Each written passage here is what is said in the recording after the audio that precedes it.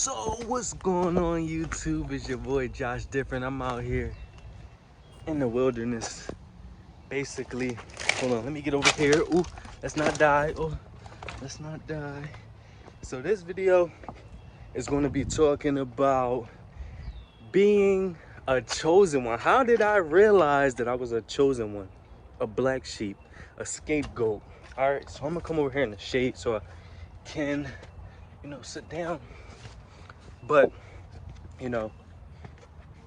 how did I realize I was a chosen one? I went through a spiritual awakening, and a lot of people think that's corny, including me. The past version of me would call that corny. I'd be like, what? Spiritual awakening? What? You know what I'm saying? All right, so let's start from the beginning. So I feel like subconsciously, I always knew that I was a chosen one. Subconsciously, I always knew that I was a black sheep of my family, that I was the scapegoat of my family. I wasn't fully aware what narcissism was, but I was somewhat aware of the weird dynamic and dysfunction within my family, and just the aura of my family was a little different, you know what I'm saying?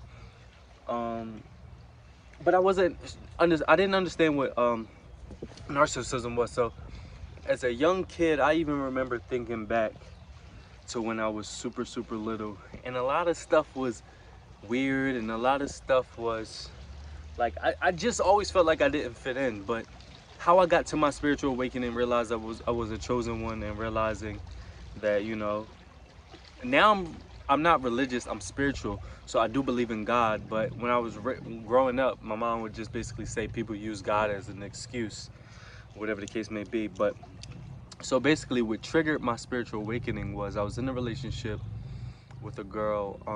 I was with her for 5 years.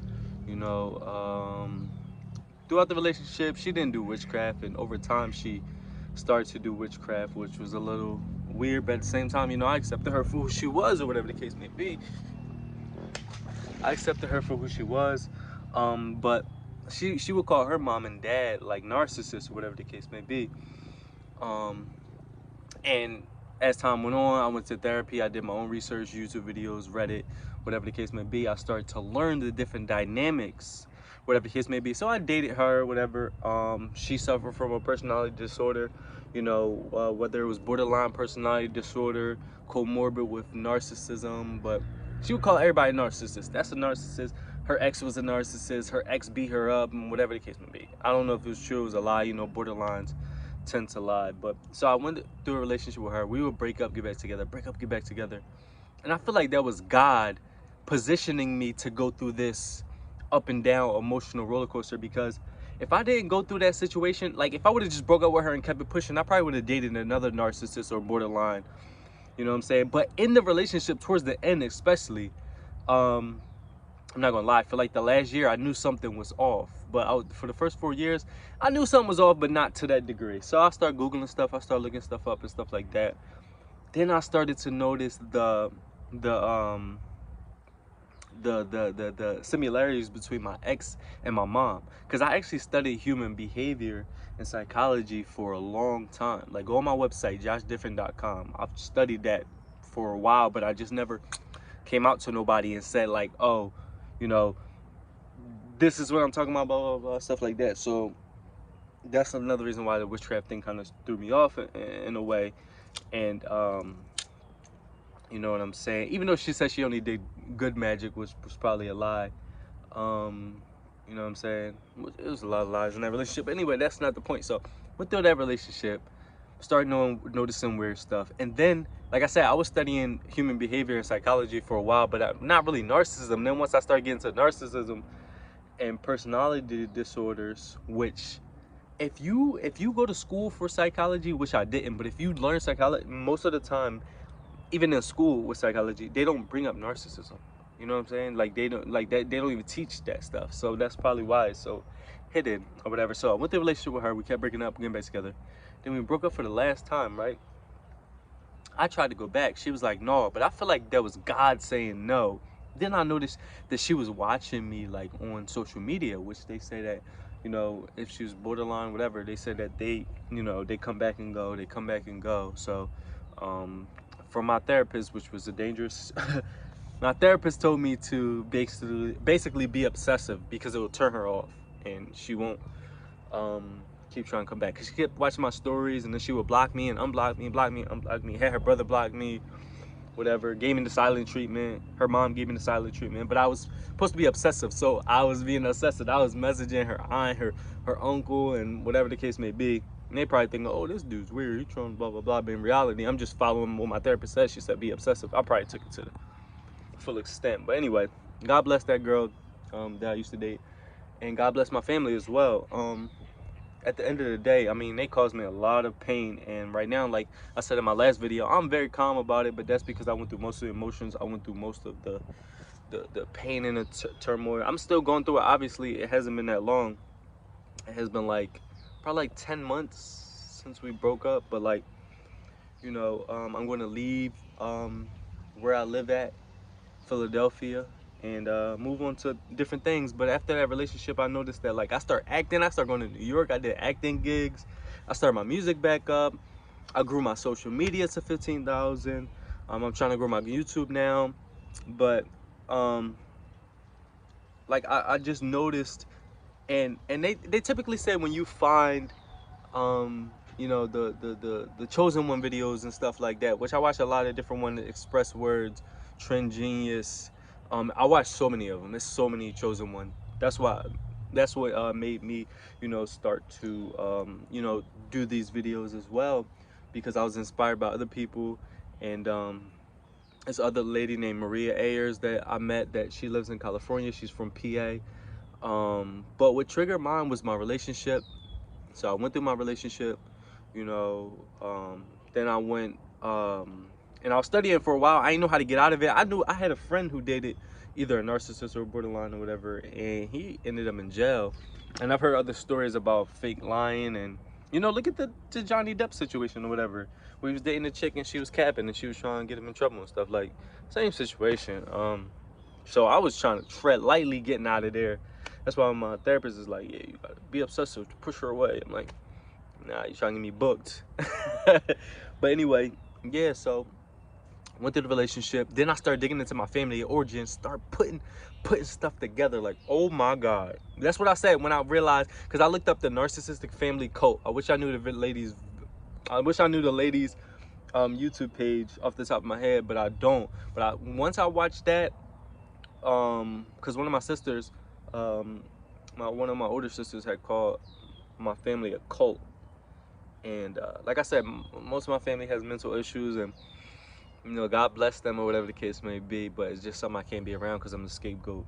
And I have my issues that I got to work on as well, and I've been to multiple therapists. I've talked to people online, talked to life coaches. I continuously work on myself every single day. I got the time every single day, you know what I'm saying? And I'm spreading positivity all over the internet.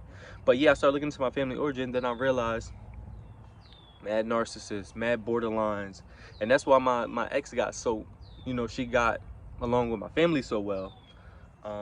But I think it was inevitable for us to break up because she had a personality disorder, 1. And 2, I remember when we first started dating, she said that her family wanted, because my ex was white, and her family wanted her to date a white guy. So I think that came back around, and they were kind of like, you ain't about to date her, you know what I'm saying? But after the relationship, all this crazy stuff started happening, you know what I'm saying? Somebody messed with my car. I don't know if it was my family or my ex, and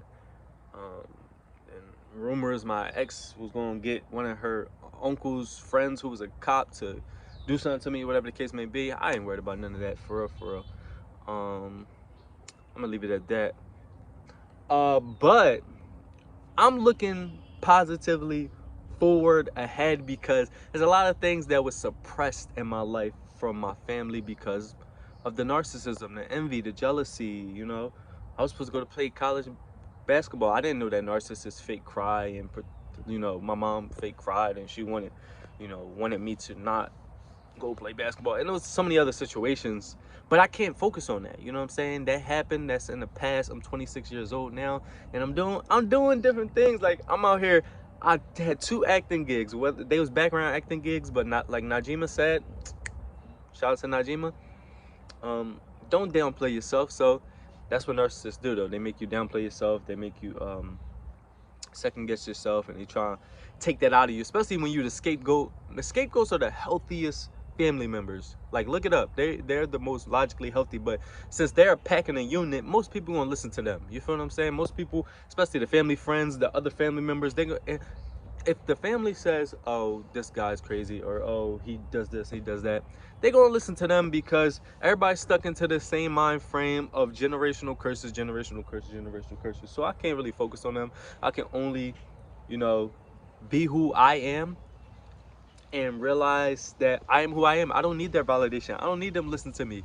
Like, a lot of people, it happened with my cousin as well. Rest in peace to my cousin Dion. Rest in peace to my cousin Elijah. You know what I'm saying? Within dysfunctional families, there are roles. Look it up. Narcissist, the scapegoat, the golden child, the invisible child.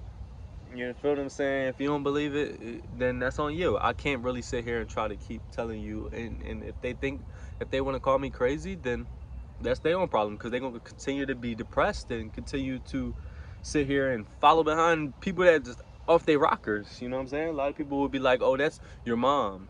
My mom's off her rocker. So what do you, like, she might be fooling you. You feel what I'm saying? Or if you got a narcissist friend, oh, that's your homie. You know what I'm saying? That's supposed to be your day one. They're off their rocker. Like, what do you want me to do? Like, it's not my fault that you believe them. You know what I'm saying? Like, I can't control your opinion. You feel what I'm saying? And I'm not judging nobody. I'm not saying F nobody. I'm spreading love, you know, positivity. I wish my family the best. You know, I love them. They probably don't love me, but that's not something I can control. I can only focus on what I can control. I can only continue to move forward. And I can only just continue to be who I am. I am the scapegoat of my family, but I'm not a scapegoat. I'm not a victim. You know, I've suffered from narcissistic abuse. I'm working on myself. I'm going to become a better version of myself. I'm happy that every bad thing in my life happened. Like, when I think about it, I'm happy that I went through that situation with my ex where we kept breaking up, get back together, and I fell on my face at the end. If I didn't, I could have fell on my face even more if I wasn't really aware. Oh my God. But I started to, you know, dig into that part of psychology and stuff like that, and dig into that part of, you know, just what's going on out here. You know what I'm saying? I always knew something was weird. You know what I'm saying? And this might be foreign language to certain people just because they just might not get it, or they might be a narcissist, or might be borderline, or they just won't understand it. Because when you're woke, and Meek used to say that, it's getting deeper and deeper, and I used to be like, you know what I'm saying? When you don't understand, then you just don't understand. Like, I can't get you to understand. If you don't understand family dynamics, if you don't understand dysfunctional families, if you don't understand generational curses, I really don't know what to tell you. What Denzel say, he said, your own family gonna talk about you when you break generational curses. No cap. But yo, go check out my old videos. But this is just a video, you know, me talking about, you know, how I realized that I was a chosen one. How basically me going through my spiritual awakening. You know, basically me realizing I was the black sheep scapegoat of my family. It's your boy Joshdifferent. And subscribe to my channel, like, turn up. Yeah, and check me out on Instagram. I'm Joshdifferent. I got something on my face. Joshdifferent _ That's it. And I got more videos coming. I'm just gonna be talking about mental health, mind, body, and soul videos. Also some comedy videos. Also some of my music. You feel what I'm saying? I'm basically just, you know, being me on this channel. You know, I'm at the point in my life, like I said, I'm 26. I realized this at a young age. I've seen a lot of people. I met a lot of different scapegoats. I met a lot of different people that's been through narcissistic abuse, and they were way older. So that's another thing I can be fortunate about. You know what I'm saying? I am fortunate to be 26 years old. I'm not even 30 yet. I got 4 years. Look, I want to be like them. I want to be, you see them? I want to be like them on a jet ski. Out here just enjoying my life. Actually being who I want to be versus how my family wanted me to be. You know what I'm saying? They always said I was the defiant one. You know what I'm saying? They always said I was the I didn't listen. I didn't want to fall in line. I didn't want to do what the narcissist wanted me to do so I could be who they wanted me to be. You feel what I'm saying? So, I wish everybody the best. Everybody, even the narcissists, even the people who hurt me. You know what I'm saying? Now they can't be near me, but I wish them the best. And you know, I wish everybody can become the best version of themselves and not hurt people that's around them, even though they hurt. Work on yourself, you know? You know? So I've been talking for 15 minutes. So I just want to tell everybody, have a good one. Enjoy your day. It's a nice, beautiful day out here. And I'm going to try to enjoy the rest of mine. It's your boy Josh Different, mind, body, soul. I'm getting out of here.